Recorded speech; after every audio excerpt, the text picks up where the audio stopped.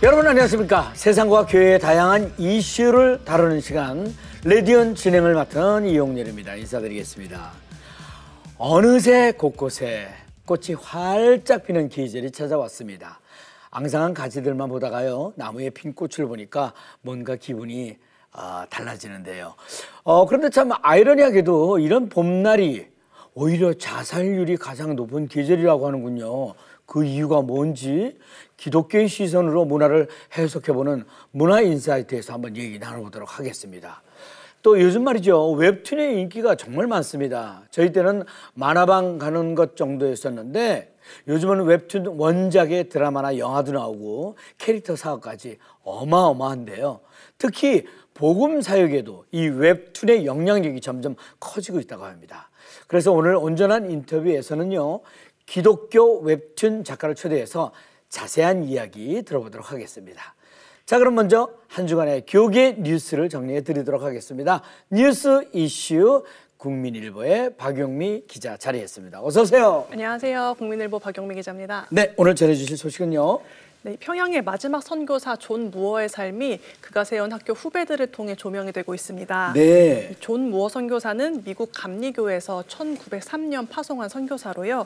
평양을 중심으로 선교 활동을 하신 분인데요. 네. 활동 기간 무려 160여 개 교회와 30여 개 학교를 설립을 했다고 합니다. 네. 그가 설립한 광성학원과 소요한 감신대 교수의 연구에 따르면요.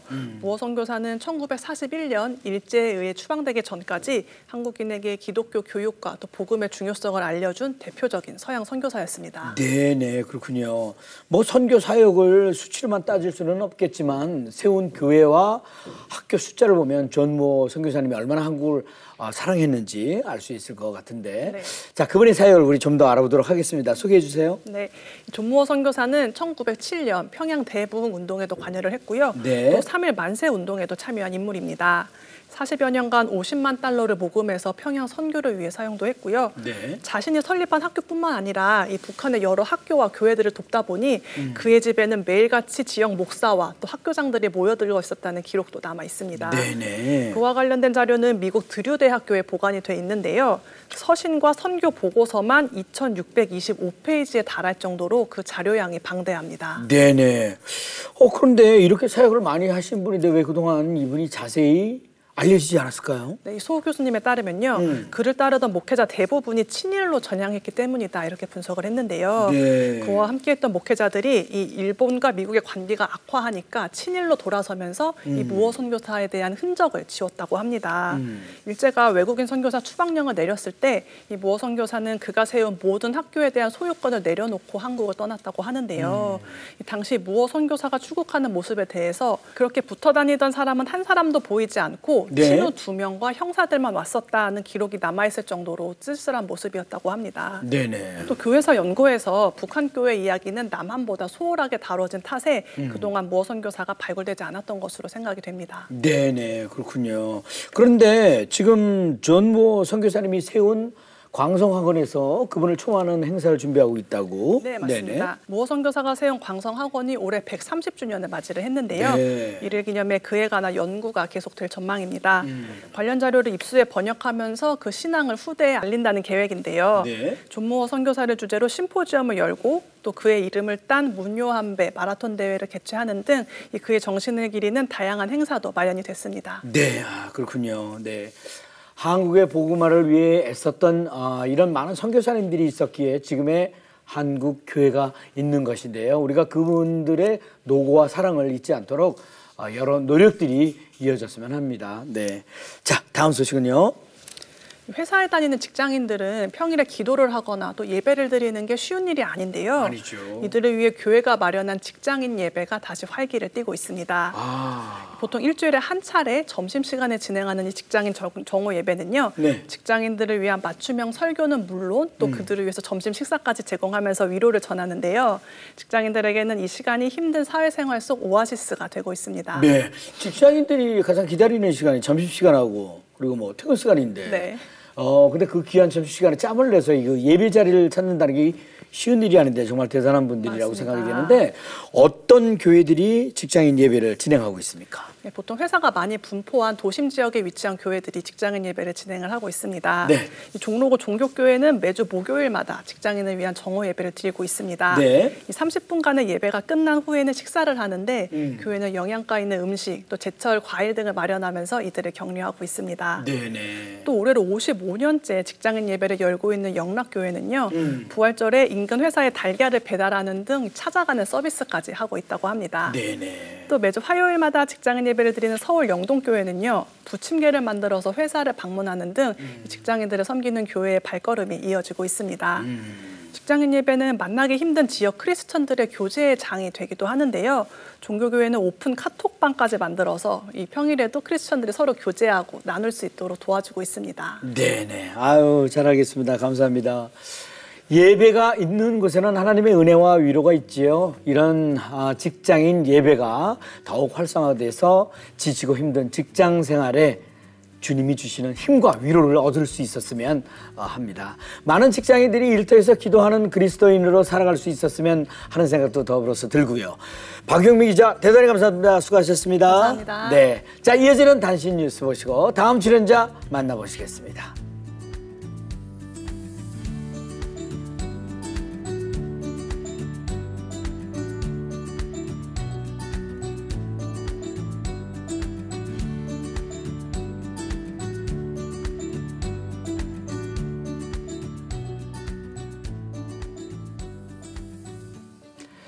자, 이번 시간은 기독교의 시선으로 문화를 재해석해보는 문화 인사이트 시간입니다. 4월을 잔인한 달이라고 하죠. 영국 시인에 의해 시에서 유래된 말이지만 본격적인 봄철을 맞아 자살률이 증가되면서 사회적으로도 정말 잔인한 달이 되었습니다. 그 이유는 무엇이고 어떻게 하면 자살률을 줄일 수 있을지 문화선교연구원의 백광훈 원장님과 함께 이야기 나눠보도록 하겠습니다. 네, 어서 오세요. 네, 반갑습니다. 네네. 네. 국가 통계 포털 자료가 있네요. 최근 3년간 자살률이 가장 높았던 시기가 3월, 4월로 이렇게 나타나는데 봄에 왜 이렇게 자살률이 높죠? 네, 맞습니다. 실제로 보니까요. 겨울철인 11월, 또 이듬해인 2월까지는 자살자가 좀 적어요. 상대적으로 적은데 네네.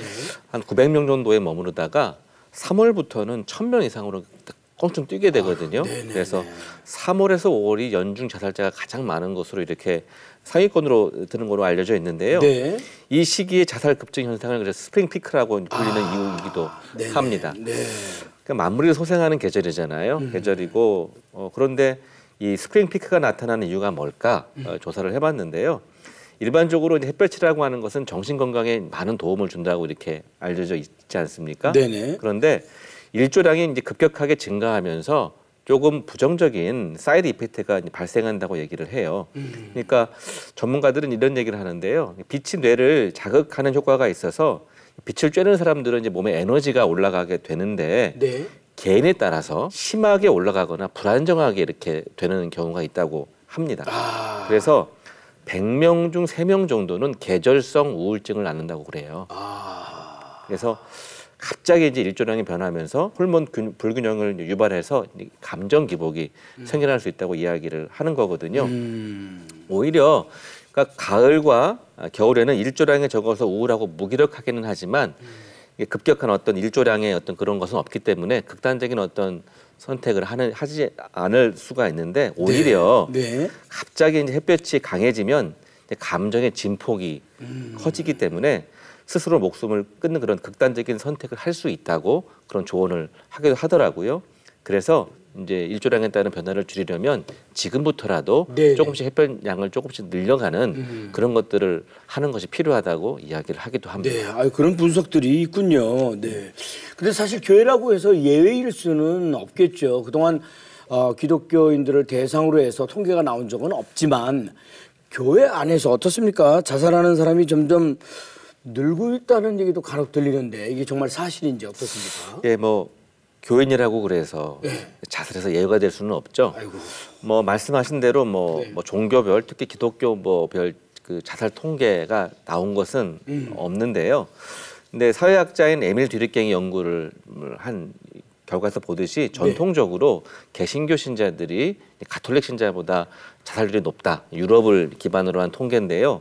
그런 결과가 있기는 합니다. 뭐 중요한 것은 이제 신앙이 있다고 그래서 자살의 문제에서 자유롭다라고 말할 수 없다라고 하는 거예요.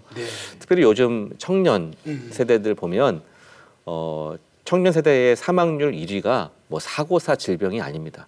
자살입니다. 자살이 청년 세대의 이 사망 원인 1위인데요. 가장 뭐 최근 통계인 2021년 그 모케데이터 조사 연구소에서 한 조사를 보니까 크리스천 중고생과 또 이제 청년의 자살 충동률, 그러니까 자살을 심각하게 고민해 본 적이 있느냐라고 하는 비율이 무려 26%였습니다. 그러니까 4명 중에 1명은 자살을 아주 심각하게 고민을 했다라고 하는 거거든요. 그러니까 실제로 자살 시도와 자살도 많을 거라고 충분히 예측해 볼 수가 있는 거죠. 신앙인 중에서요. 아마도 우리 그 시청자분들 중에는 주변에 신앙이 있음에도 불구하고 자살을 한 사람들 또 자살 관련된 유가족분들을 많이 본 분들이 많이 만나실 거라고 생각을 하는데요. 기독교인 중에도 자살하는 사람이 많다라고 하는 것을 인식하는 것이 중요하고요. 그래서 자살을 예방하거나 이러한 문제를 해결하는 일에 적극적인 관심을 가지는 일이 굉장히 중요하다고 저는 생각을 합니다. 어떻습니까? 혹시 주변에 자살을 생각하는 지인들이 있다면 어떻게 하면 좋을지, 그리고 주위에 방치된 수많은 유족들과 지인들 또 교우들을 위해서 교회가 할 수 있는 역할이 뭔지 이렇게 좀 고민해 볼 필요가 있다고 생각이 되는데 어떤 노력들이 필요할까요? 네, 뭐 한국의 자살 문제는 정말 심각한 문제라고 하루 이틀 된 문제는 아니죠. 그러니까 그렇기 때문에 오히려 더 자살 문제는 정말 한국 교회가 관심을 가지고 이 문제에 함께 머리를 맞대고 지혜를 모아야 된다고 생각을 합니다. 자살률만 보면은 한국 사회는 이런 표현을 하더라고요. 정신적인 CPR이 필요하다. 그러니까 지금 뭐 육체적인 CPR이 아니라 정신적으로 너무 지금 힘든 상황 가운데 OECD 1위라고 하지 않습니까? 그런 정신적인 CPR을 요구할 정도로 굉장히 큰 위협 가운데 있는데요. 자살을 예방할 때 신앙에 도움이 될 수는 분명히 있겠지만 문제는 신앙만으로는 해결하기 어려운 측면도 분명히 있다라고 하는 겁니다. 흔히 이제 신앙인들이 우울증을 앓고 있다 그러면은 좀 믿음이 없어. 왜 좀 신앙이 부족해. 이런 생각들을 하기도 쉽고 스스로 그렇게 생각을 하고 또 다른 사람들 그렇게 보기도 하는데요. 그렇지 않거든요. 그러니까 믿음이 있어도 우울증으로 고생하는 분들이 상당히 많이 있습니다. 이럴 때는 적극적인 어떤 병원 치료 이런 것들이 필요하다고 볼 수 있고요. 또 이제 교회 출석이 뜸해지거나 그럴 때 연락이 안 되는 경우가 이제 그런 경우는 자살 위험 신호라고 보는 경우도 있다고 그래요. 특히 요즘에는 온라인 예배를 드리는 경우가 많아가지고 예전에는 교회가 출석할 때는 이제 나오고 안 나오고가 잘 보였는데 온라인으로 들여다 보니까 이게 파악이 안 되는 경우도 굉장히 많이 요즘 발생을 합니다. 그래서 그럴 때일수록 관심을 가지고 예배 잘 드리는지 하는 그런 관심 그리고 그런 것만으로도 자살을 예방하는데 도움이 된다고 얘기를 많이 해요. 또 하나의 문제는 실제로 이제 자살이 일어났을 때의 문제입니다. 그런 일들이 안타깝게도 벌어졌을 때 신앙에 있는 신자들이 자살을 할 경우에 장례도 매우 아주 조용히 치르거나 심지어는 자살하면 지옥 가나라고 하는 좀 잘못된 교리가 이 오해들이 있어서 장례를 거부하는 경우도 있다고 그래요. 교회 측에서 공식적인 장례를.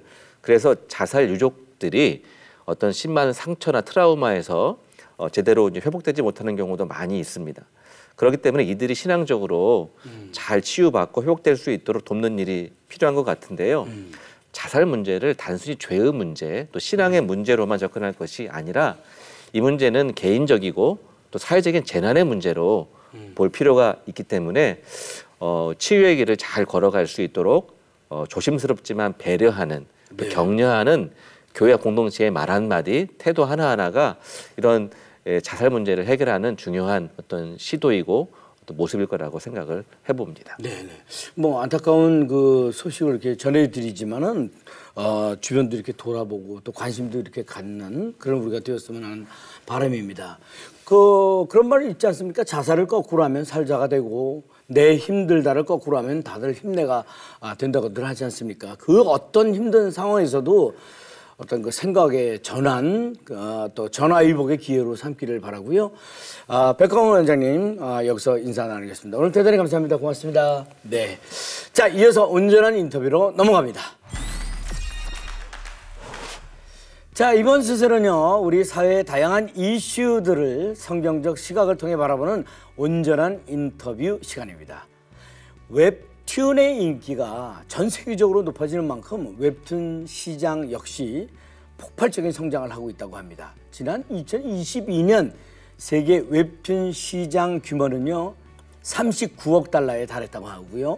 국내 웹툰 산업의 총 매출도 2023년도에는 2조를 넘어선 것으로 조사되었다고 하는데요. 요즘 콘텐츠 분야 중에서도 가장 영향력 있는 웹툰 시장이 기독교 복음 사역에도 점점 증가하고 있다고 해서 오늘 온전한 인터뷰에서는 웹툰 산업이 커지는 이유와 복음 사역으로서 사용되는 기독교 웹툰의 영향력은 어떠한지 기독교 웹툰인 초롱이와 하나님의 김초롱 작가님을 초대해서 자세한 이야기 들어보도록 하겠습니다. 안녕하세요. 반갑습니다. 어서 오세요. 안녕하세요. 네, 자기소개 좀 부탁합니다.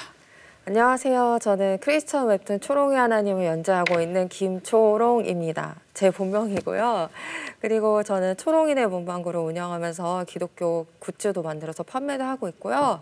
1년에 6번 단기 선교 다니면서 세계 선교를 열심히 하고 있습니다. 네, 반갑습니다. 오늘 정말 즐거운 시간이 될 것 같습니다. 네, 네. 먼저 좀 궁금한 거 본인도 이제 초롱 씨라고 하는데 초롱이와 하나님에 대한 소개부터 이렇게 좀 전해 주십시오.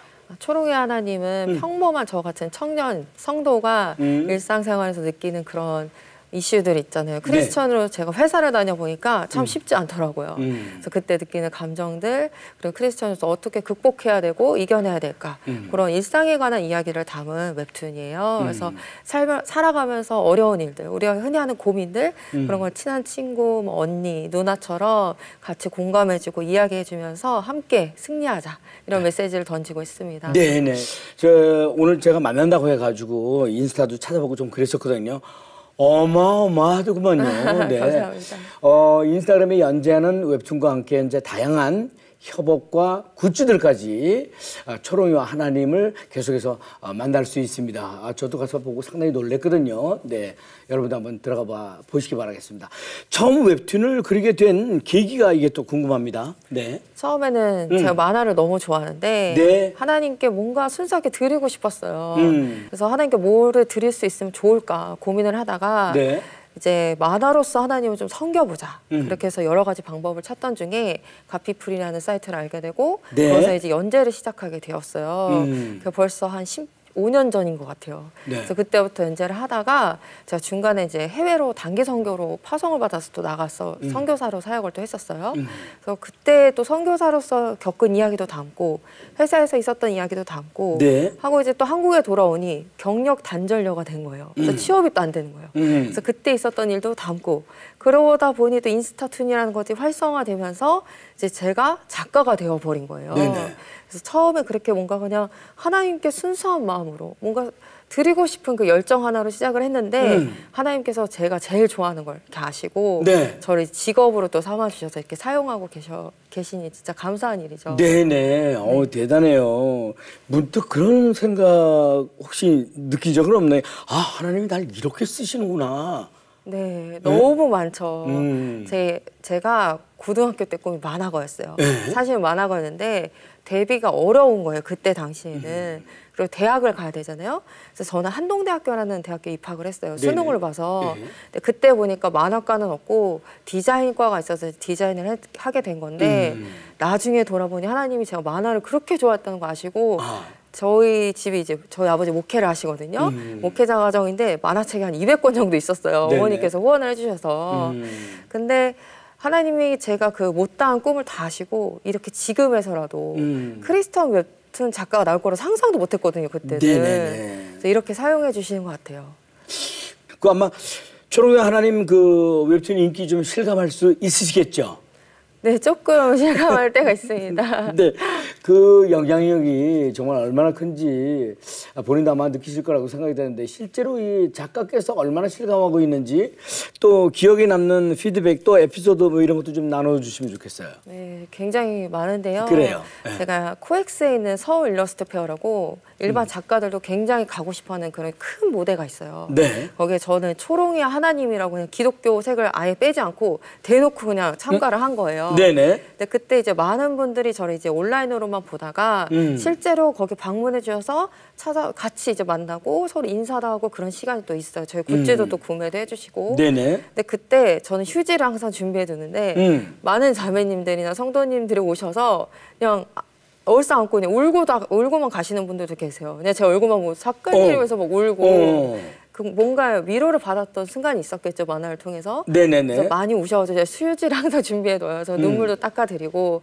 그리고 그렇게 많은데 사람들이 한 10만 명 정도 와요, 4일 동안. 굉장히 많이 오죠. 네. 근데 그때 우리가 그 한복판에서 서로 안고 기도해주고 서로를 위해서 격려해주고 그런 일들이 이제 코엑스에서 일어나니까 그것도 너무 감사하고. 네네. 그리고 제가 이 활동을 하면서 사실 이제 천국에 가신 분들도 많이 뵀어요.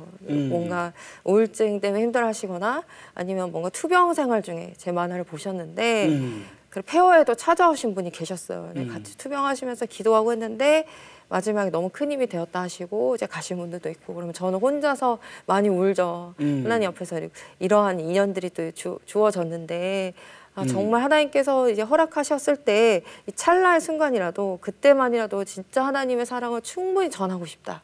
만화로도 충분히 전하고 싶다. 이런 것들을 많이 느낍니다.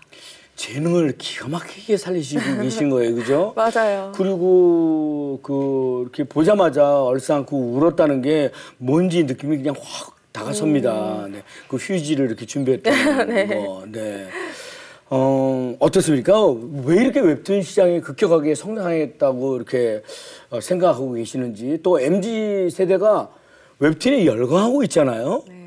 그 이유 혹시 본인은 어떻게 느끼고 계세요? 저는 MZ세대로 갈수록 이런 대면적인 소통을 어려워하는 것 같아요. 그리고 뭔가 나의 감정을 소비하는 대상을 좀 많이 찾는데 웹툰 같은 경우는 내가 원하는 장르를 선택할 수 있잖아요. 내가 좋아하는 걸 선택할 수 있는데 굳이 사람과 소통하지 않아도 내가 그런 감정적인 뭔가 채워짐? 나의 그런 엔터테인 이런 것들이 다 되는 거예요.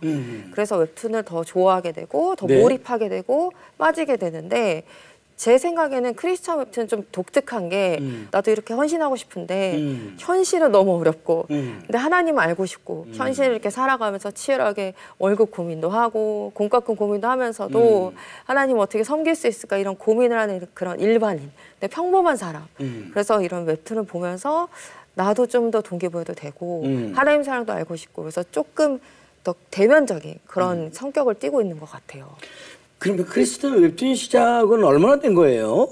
그리고 네. 그 영향력에 대해서 또 실감을 할 수 있을 것 같은데 그거 좀 얘기해 주세요. 저는 2011년도부터 시작을 해서 사실 꽤 됐죠. 꽤 됐네요. 네, 근데 영향이 좀 생긴 건 코로나 전부터 좀 생기게 되고 코로나를 겪으면서 굉장히 그 영향이 좀 커진 것 같아요. 네네. 제가 저희 아버지를 보다 보니 개척교회를 너무 돕고 싶은 거예요. 근데 개척교회가 어려우면 이런 굿즈 사는 게 굉장히 부담이 돼요.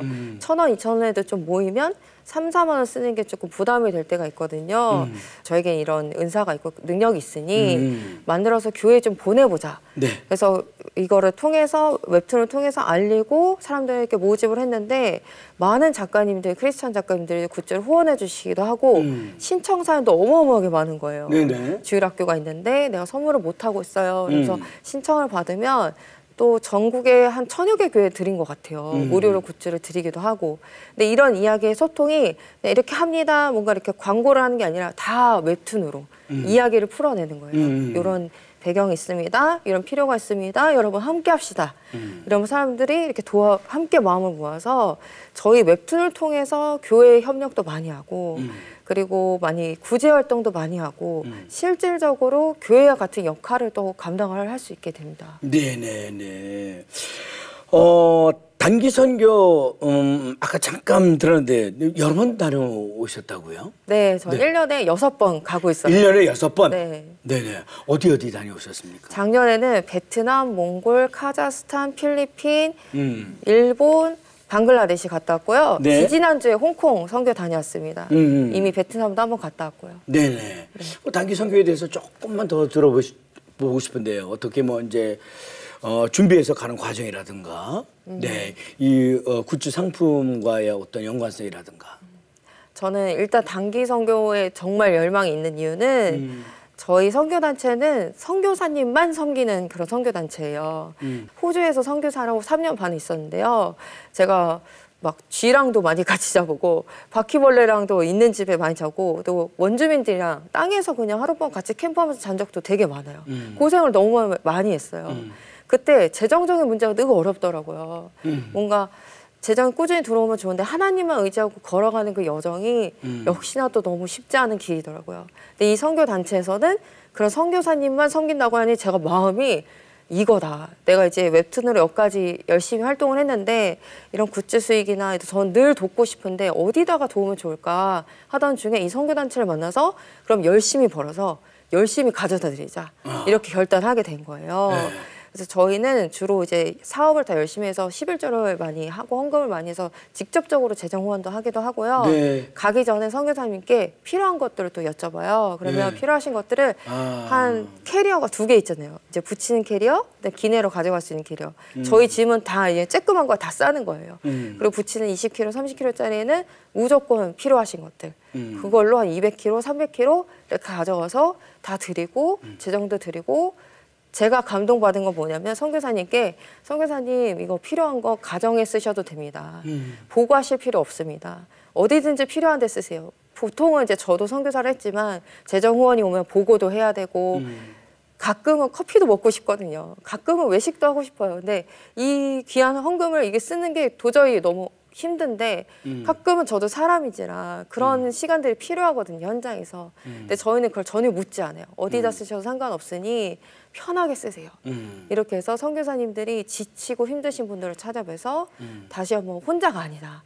이렇게 한국에서도 선교사님을 위해서 기도하는 사람, 열심히 애쓰는 이 청년들, 선교사님을 돕기 위해서 정말 목숨 건 친구들이 많거든요. 저희 팀에.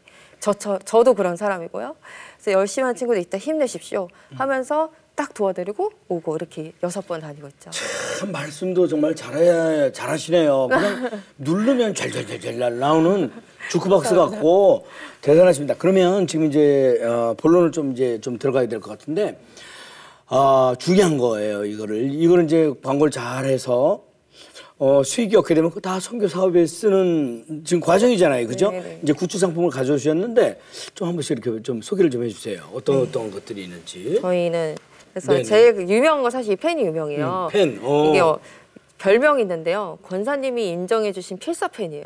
그래서 굉장히 잘 나오거든요. 그래서 네네. 이게 굉장히 유명하고 이건 노트예요. 노트. 네, 이런 노트도. 일러스트에 넣어서 노트도 이렇게 만들어 봤고요. 노트도 있고. 그리고 요즘 세대 애들은 키링을 되게 좋아해요. 네. MZ 세대들이. 그래서 이런 키링도 같이 만들어서 십자가 키링도 아이들 달 수 있게. 네네. 이건 어디서 다는 거예요? 가방에 많이 가방에 달아요. 네. 많이 달고 하고. 이런 것들을 구입하려면 어디로 들어가면 됩니까? 네이버에 초롱이와 하나님 치시면 치시면? 쇼핑에 바로 뜹니다. 바로 들어가요. 네네. 네네. 아유, 그래요. 자, 이제 마무리를 해야 될 텐데 어떻습니까? 앞으로 계획도 있을 거고 또 기도 제목이 있으면 같이 또 이렇게 기도하고 싶네요. 말씀 좀 해주세요.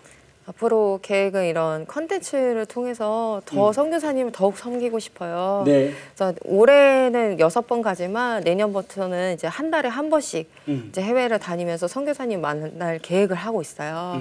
그러기 위해서는 사업도 잘 돼야 되고 네. 또 여러 가지 영성도 이제 더 준비가 되어야겠죠. 그래서 하나님이 쓰시기에 정말 초롱아 내가 너를 쓰기에 너무 좋다. 합당하다.